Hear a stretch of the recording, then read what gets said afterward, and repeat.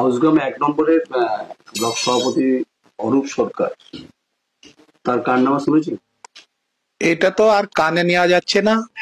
চারিদিকে যা রটনা, তৃণমূলের নেতাদের এই ধরনেরই চরিত্র। বহু মানুষের, বহু মানুষ বলে ভুল হবে, বহু মেয়ে ছেলের সাথে ওনার সম্পর্কের কথা আমরা শুনতে পাচ্ছি। চারিদিকে কান পাতা যাচ্ছে না। তৃণমূলের রাজনৈতিক চরিত্র এরকম। ওনারা আরজি করের ঘটনা ঘটিয়েছেন, ওনারা কামদুনির ঘটনা ঘটিয়েছেন। বাংলার মায়েরা, বাংলার মেয়েরা, বোনেরা তৃণমূলের নেতাদের দ্বারা অত্যাচারিত, তার প্রমাণ আমরা হাউসগ্রামে আরেকবার পেলাম।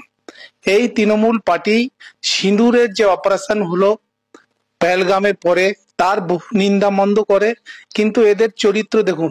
এই সমস্ত মানুষ কোনোদিন জন আক্রোশের শিকার হবে। আমরা এই সমস্ত মানুষের কঠিন থেকে কঠিনতর শাস্তির দাবি করি।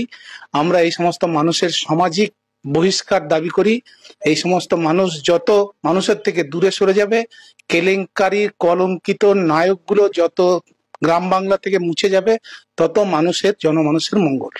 অরূপ সরকার সম্পর্কে অভিযোগ পেয়েছে। এইরকম অভিযোগ আমাদের কাছে অরূপ সরকার, হাউসগ্রামের বহু তৃণমূলের নেতার নামে আমাদের কাছে আসছে। আমার নাম সুশান্ত বিশ্বাস। আমি বোলপুর সাংগঠনিক জেলার সহসভাপতি বিজেপির।